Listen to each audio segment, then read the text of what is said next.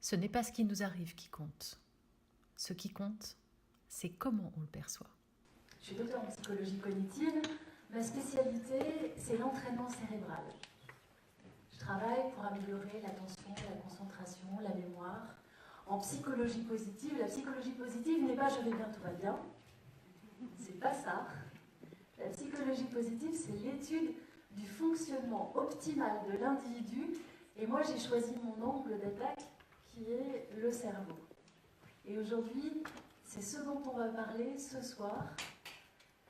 Et pour cela, je vous propose un objet, un cube. En vérité, c'est une représentation d'un cube. Mais de ce cube-là, vous devez certainement percevoir la face avant quelque part. Sauriez-vous me dire si elle se trouve plutôt à droite ou si elle se trouve plutôt à gauche? Allez, qui la voit à droite? Levez la main. Ok. Qui la voit plutôt à gauche? Ok. Ceux qui la voient à droite doivent la voir de cette manière-là. Ceux qui la voient à gauche la verront plutôt comme ça. Ah oui. Ah oui. Ça y est. Votre cerveau a perçu les choses autrement. Si on revient à la première façon de voir le cube, de vous présenter le cube ici, regardez ce cube de façon spontanée. Où se trouvait la face avant quand vous l'avez vu pour la première fois? Où se trouvait la face avant? Essayez maintenant de passer de cette première façon de voir le cube à la seconde façon de voir le cube. Ça y est? Ouais? Bravo. Vous avez fait preuve de flexibilité mentale. Vous êtes passé d'une façon de voir le cube, peut-être était-ce celle-ci, à une autre façon de voir le cube, peut-être était-ce celle-là. Ben dans la vie, il peut se passer la même chose.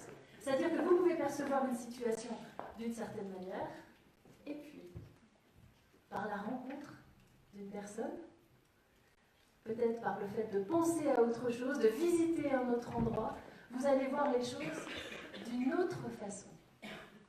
Flexibilité mentale. Souvenez-vous-en, c'est une capacité importante du cerveau.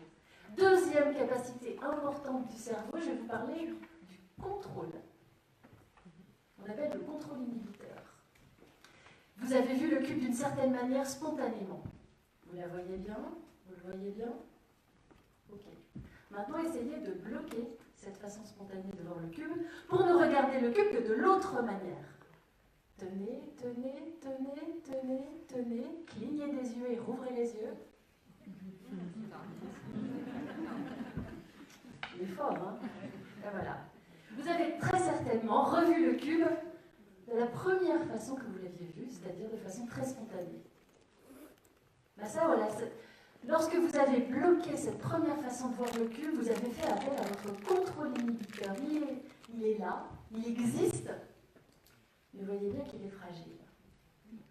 Dès que le cerveau le peut, il va revenir à une première façon de voir les choses, la façon automatique.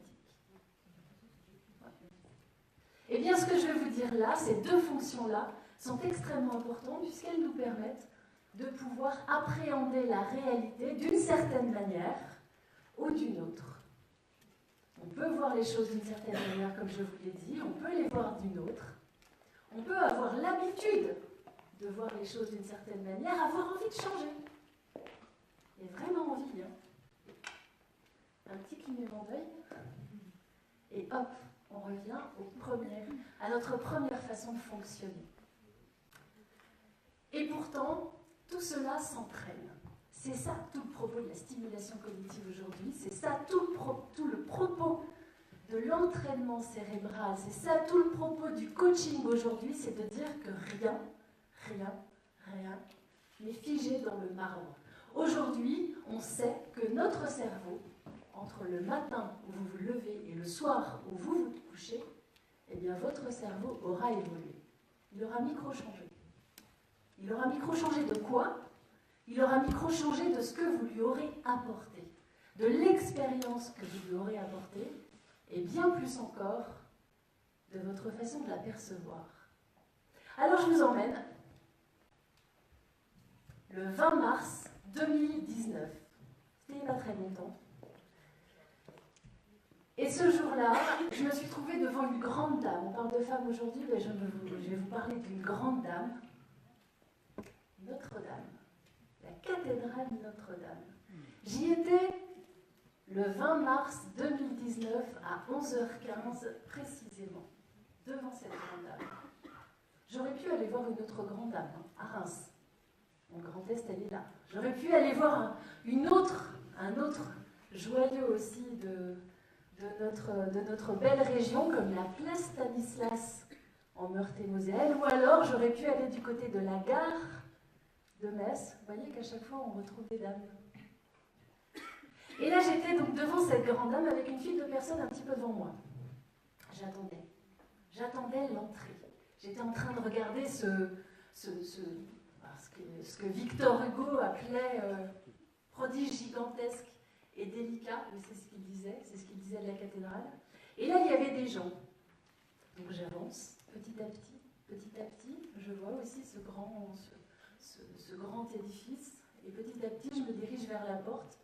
J'entre à l'intérieur, et là, beaucoup de gens étaient là.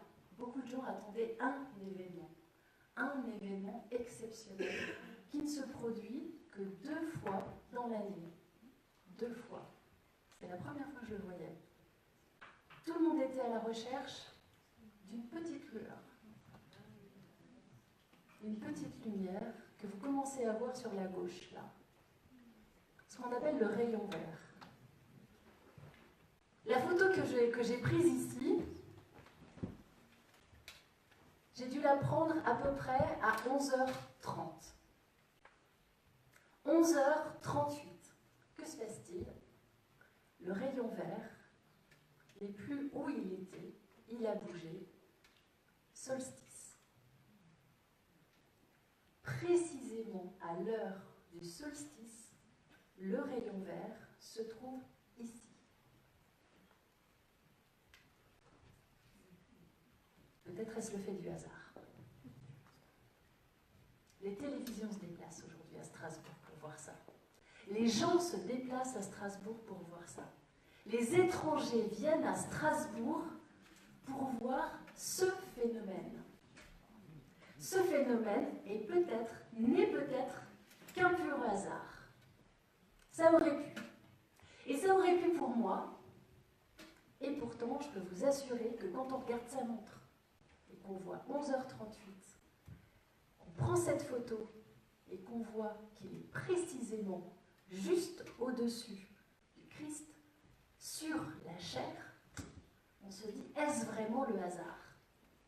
Je ne sais pas, je n'ai pas la réponse. Ce que je peux simplement vous dire, c'est que si ce jour-là, j'y étais, ce n'était pas simplement aussi le fait du hasard. C'est parce que quelques semaines auparavant, j'ai participé à un dîner, et durant ce dîner, j'ai rencontré une personne, un monsieur appelé Maurice. Et c'est ce Maurice qui m'a parlé de ce rayon vert et qui nous a donné rendez-vous toute la table, ce 20 mars 2019, à la cathédrale. Et on y est allé. Et là, Maurice m'a expliqué. Il m'a expliqué ce qu'il avait compris de ce rayon vert. Ce rayon vert vient d'un vitrail, un seul vitrail. Et de ce vitrail, eh bien, ce vitrail est composé donc de vitraux classiques, hein, mais une partie contient une forme de verre translucide. Et ce verre translucide, le voilà. Vous le voyez au niveau du deuxième vitrail en partant de la gauche. Et il s'agit du pied gauche. Vous voyez qu'il est un petit peu plus lumineux que les autres. Regardez maintenant la main du personnage. La main du personnage soulève la toge. Le personnage regarde en haut à droite la mosaïque, la rosace qui représente le soleil. Et qu'est-ce que fait sa main? Sa main montre le pied gauche. Et peut-être tout ça n'est-il qu'un hasard? On ne sait pas. Savez-vous à quel moment ce vitrail a été construit?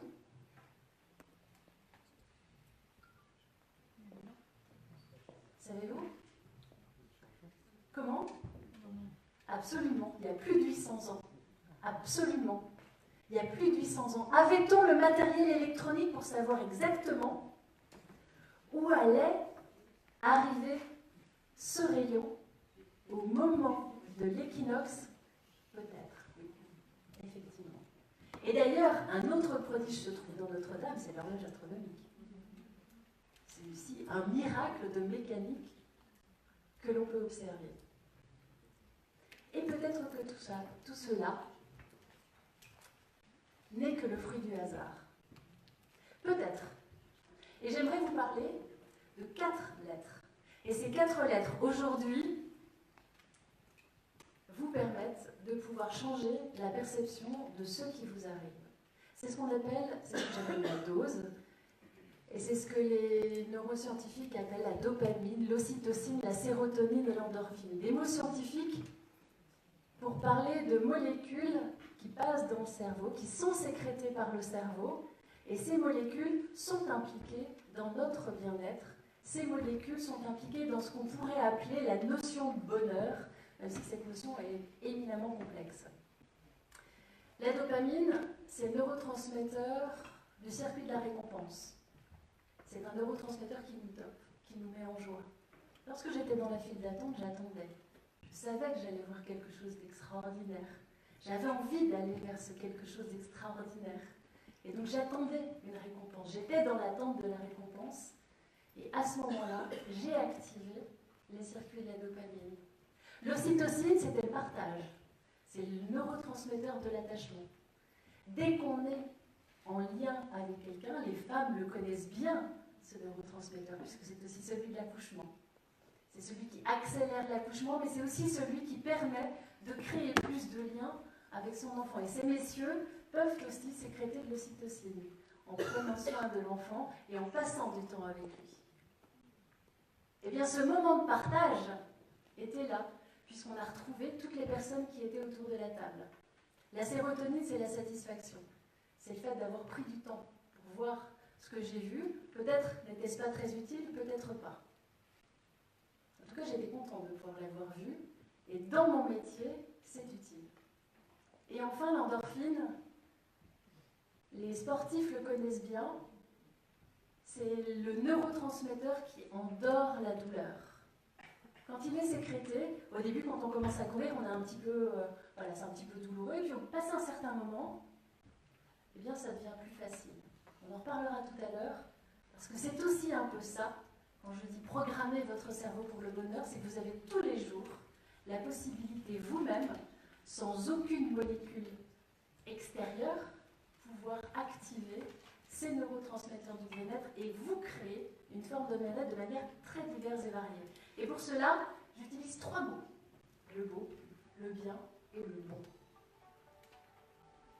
Activer son cerveau, il suffit de peu. Il suffit d'un peu de beau. Tout à l'heure, vous avez parlé de rêve. Eh bien, le beau, c'est ça. C'est le rêve. Le beau, c'est ce qui nous transcende. Le beau, c'est ce qui amène à vouloir aller. Le beau, c'est ce qui active le circuit de la récompense et nous dit « tu vas aller vers quelque chose d'extraordinaire ». C'est ça, le beau. Il y a différentes formes de beau. J'ai fait le lien avec en psychologie avec le modèle de Seligman. Les forces de caractère, ce sont des forces qu'on a naturellement, pas toutes, il y a 24 forces de caractère, mais qu'on peut activer soi-même et qu'on peut avoir aussi naturellement soi-même. Et on peut voir ce beau à travers, le beau peut s'exprimer à travers la curiosité. Certains étaient peut-être curieux d'aller voir ce rayon vert, simplement. Certains, c'est peut-être l'ingéniosité. Comment il a pu faire pour créer ce rayon vert à cet endroit-là, c'est trouver la solution. Certains, c'est peut-être l'appréciation de la beauté. Certains, c'est peut-être comprendre cette histoire, ce savoir. Certains, c'est peut-être simplement l'énergie, l'enthousiasme. Ça fait partie des forces de caractère de Seligman. Certains, c'est peut-être une histoire de spiritualité. Et si c'était un message divin, pourquoi pas? Pourquoi pas? Il y a aussi la vocation. Et il y a l'espoir. Peu importe. Ce qui nous motive, ce qui nous fait bouger, c'est du beau. Mettez du beau dans vos projets. Si vous mettez du beau dans vos projets, alors vous allez créer le mouvement, alors vous allez créer la dynamique, alors vous allez créer l'appel de la récompense. Et ce beau n'a rien de matériel. Ce beau est plus psychologique. Il motivationnel. Quand on parle du bien, on parle de l'application, de l'implication. Pensez à cet artisan vitrailliste. Comment a-t-il fait pour créer quelque chose d'aussi précis?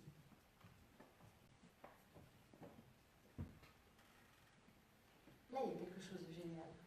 Pensez-vous, quand vous êtes en train de vous appliquer, de vous impliquer à faire quelque chose, eh bien, quand vous vous appliquez, quand vous vous impliquez à faire quelque chose, vous éprouvez une certaine satisfaction. Aujourd'hui, je dis que les entreprises sont en crise du bien. La crise du bien, c'est le fait de ne pas donner aux personnes la possibilité de pouvoir bien travailler. Réfléchissez-y parce que c'est vrai. On voit beaucoup de gens en burn-out qui ont d'abord été en crise du bien avant d'être en burn-out. Bien faire les choses, c'est s'appliquer, s'impliquer et au bout du compte, être satisfait de soi. Et être satisfait de soi, c'est de la sérotonine, le S de la dose. Et le bon, c'est le partage. Le bon, ça vient des travaux de Jacques Lecomte sur la bonté en psychologie positive. Vous l'avez dit tout à l'heure, c'est une histoire de partage, c'est une histoire de rencontre. Les grandes innovations peuvent se faire seules, mais se font souvent en lien avec les autres. C'est brainstorming constructif, ce brainstorming productif. L'intelligence collective se nourrit de bon, se nourrit de partage. Et tout cela est extrêmement important pour la dynamique des entreprises. Là, vous voyez que je ne vous ai pas parlé d'argent. Parce qu'on sait en psychologie positive que ça n'est pas l'argent le moteur. Le moteur n'est pas l'argent. Le moteur, c'est la dynamique psychologique. Et c'est pour ça aujourd'hui qu'on parle de plus en plus de bien-être. Mettez du beau, mettez du bien, mettez du bon dans vos entreprises et vous changerez chez vos salariés et chez vous-même votre façon de percevoir votre travail. Car je vous ai dit, ce message, ce n'est pas ce qui vous arrive qui compte, c'est votre façon de le percevoir. Et c'est là tout le message. Merci à vous. Merci à tous les gars.